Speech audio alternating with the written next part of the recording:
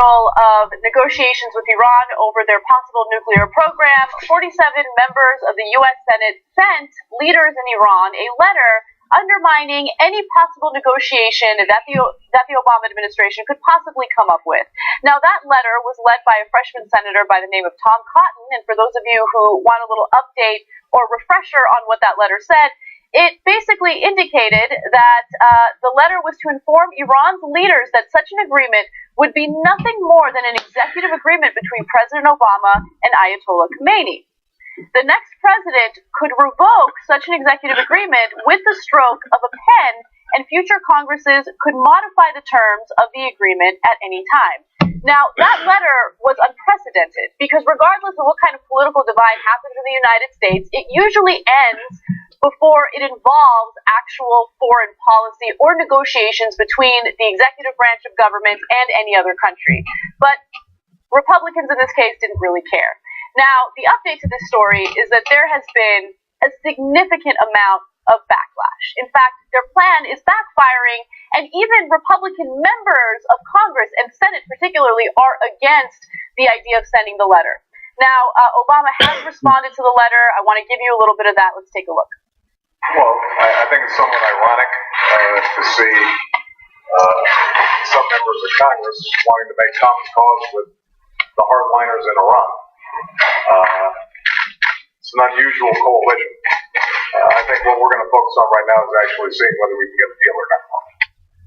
So, I'm going to go ahead and take credit here. If anyone watched the show last night, you saw me flipping out over this, and I was screaming from the rooftops, maybe quite literally, that this was unprecedented. I've never seen anything like this in my lifetime. After the show last night, the avalanche began. Not because of us, don't get me wrong. It's not like they were all on there. As you see, what did the Young Turks say? All right, here we go, right? But we were right, as usual. We were right about this, okay? It is unprecedented. Biden flipped at it. Anna's going to get to that in a second. Obama made these statements. And then, finally, the press was like, whoa, yeah. Did a little bit of research. It turns out this is really messed up. The old saying is, as Anna alluded to, politics stops at the water's edge. It used to, it doesn't anymore. And as you watch the president speak there, almost quoting the Young Turks from last night, our banner on this story last night was, isn't it ironic? Right? Referring to Iran. And he said right there, isn't it ironic? And the main point I made is, these Republicans are sending a letter to the Ayatollah. They've become pen pals with the Ayatollah, saying, hey, let's work together. You're hard right wing, we're hard right wing. Let's make sure we go to war. Right. It just shows you how divided politics is in the country, right? Because at this point, Republicans have no idea what the negotiation is. Nothing has been set in stone. They're going to meet again in Switzerland in coming days to continue to hash out the negotiations.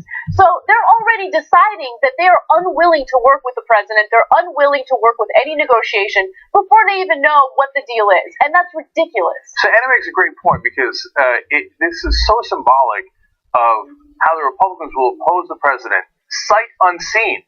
It doesn't matter what his policy is. And at different times they've said it doesn't matter who you nominate. We will oppose whoever you nominate, sight unseen.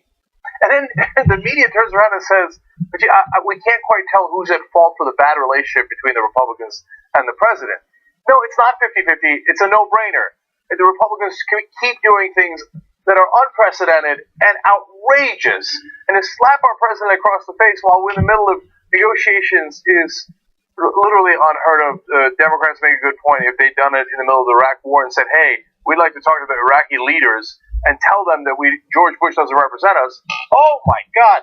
Or as I said yesterday on the program, if Democrats went behind Ronald Reagan's back and said to Gorbachev or other Soviet leaders, Reagan doesn't speak for us, don't do a peace deal with him. Wow. It would have been unbelievable, and it should be just as unbelievable today. Absolutely. Now, Biden did release some very strong statements about this letter that I do want to read to you guys. He says, in 36 years in the United States Senate, I cannot recall another instance in which senators wrote directly to advise another country, much less a longtime foreign adversary, that the president does not have the constitutional authority to reach a meaningful understanding with them.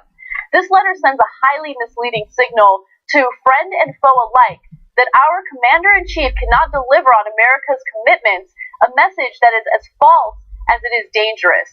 The decision to undercut our president and circumvent our constitutional system offends me as a matter of principle.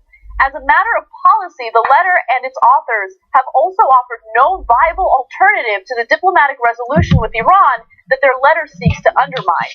I think that part of the statement is probably the strongest, right? Because it's so symbolic and it's so clear of what Republicans usually do, right? They're against something, right? First of all, they're against a negotiation that none of us know nothing about. Like, we have no idea what the negotiation or the deal is. But then on top of that, they offer no real solution. Now, Senator Tom Cotton has a solution, and his solution usually has to do with invading countries and going to war, which we'll get to later on. But is that really the viable solution here? Is that really going to disarm Iran of their nuclear program? Which, by the way, at this point, they're still denying has anything to do with building nuclear bombs. So Tom Cotton says, yeah, I have a viable alternative. They do exactly as we tell them to do. They get rid of their entire nuclear program. They do it unconditionally. Yeah, that's like your opinion, man, but why would they do that? We're in the middle of negotiations. These Republicans act as if they just said it like loudly enough, the other side would say, whoa, you guys are really strong. Okay, then I'll go ahead and do that. Which is really a naive, childish way of thinking about foreign policy and how we deal with other countries. That's not the way the world works. Now, interestingly enough, there are a number of Democrats who disagree with the letter. I mean, we all expected that. We're going to get to that. But there are Republicans that are disagreeing with the letter as well. And I love that. I love that they're speaking out against it. And they realize that this is actually very counterproductive to their cause. One of those senators is Bob Corker. He's actually trying to pass legislation that would basically have Congress approve executive actions before they are put through, or any type of negotiation with a foreign country.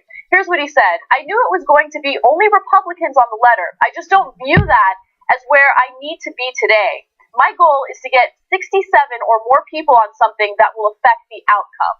So he's saying, look, if Congress wants to approve these negotiations, we can do so through legislation. We don't need to do this through sending letters to our so-called enemies.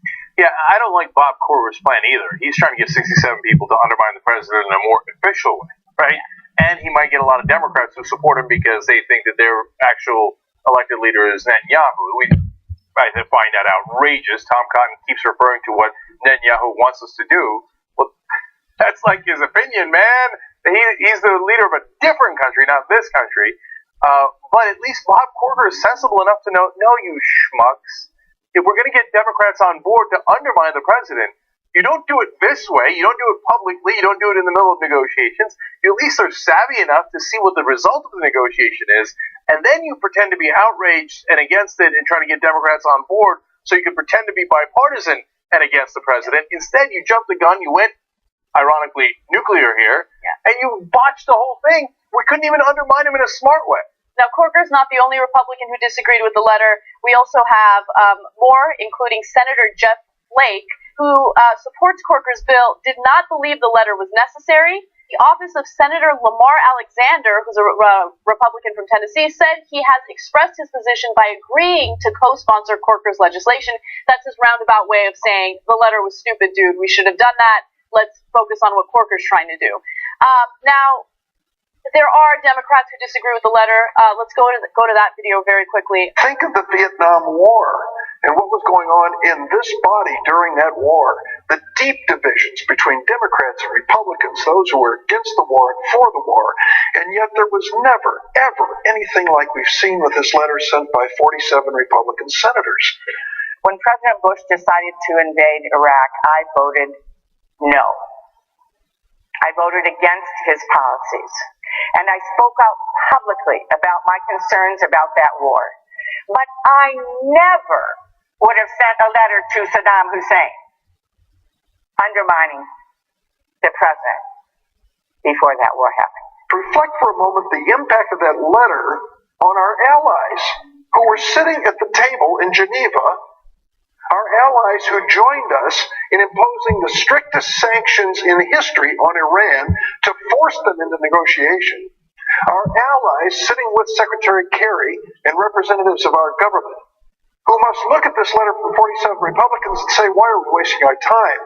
What they're saying is no matter what we do, because no agreement's been announced, no matter what we do, the Republican Senate is going to reject it. That's what the letter says. the chairs of the Senate Armed Services Committee, the chairs of the Senate Intelligence Committee, the chair of the Senate Foreign Relations Committee at that time, all opposed President Bush's invasion of Iraq, but none of them penned a letter to Saddam Hussein. This letter is a hard slap in the face of not only the United States, but our allies. This is not a time to undermine a commander-in-chief purely out of spite. Let's stop rushing for the cameras and potentially hurt the Senate. Let's potentially hurt the country. Let's think about what's best for the country. I hope now that those 47 Republican senators will reflect on their actions and reflect on the impact that it'll have. I hope the American people understand the president is embarking on a very difficult and delicate mission to try to negotiate a verifiable end to the nuclear arms race in the Middle East and specifically to end nuclear capability in Iran.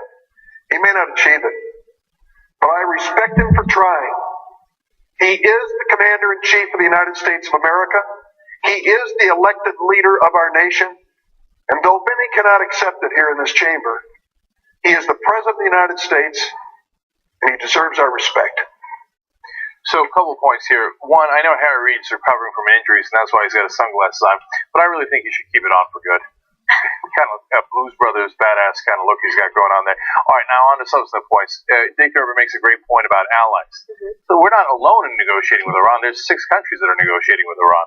So in the middle of negotiations, could you imagine if the Russians, the Germans, the French, they had their parliament or whatever the other legislative body they have, they stand up and go, yeah, Putin's full of crap. Merkel's full of crap. We're not going to listen to them. Yeah. Okay? That would be outrageous. And we'd be like, wait. Are you negotiating with us or are you not? I mean, are you on our side or are you not? This is insane. It looks like chaos. It looks like we can't get our shit together. And then that allows, like we can't. And that allows Iran to say, you see, it's not our fault. America won't negotiate. It's America's fault. Right. And that totally undermines us. And then finally, look, I'm not above criticizing the commander-in-chief. I've done it a million times. But this is the one instance where you don't want to undermine the commander-in-chief because he's representing the country. If in the middle of negotiations with North Korea, the Democrats had come out and reached out to Kim Jong-il at the time and been like, oh, don't listen to Bush. He's full of shit. We're not going to do any agreement with the North Koreans. I would have been like, no, don't do that. Are you crazy? Right. Those guys are unstable enough as it is. If you tell them that we're not going to actually abide by our agreements, they might go nuclear, which is actually the same problem we have in Iran. Iran is far more stable than North Korea, but it's just a terrible idea and not what you do, because that's the only time you have to respect the office of the commander-in-chief. Otherwise, have at it, Hoss. Criticize them all you like. That's the point of a democracy. Yeah, they just took it a step too far.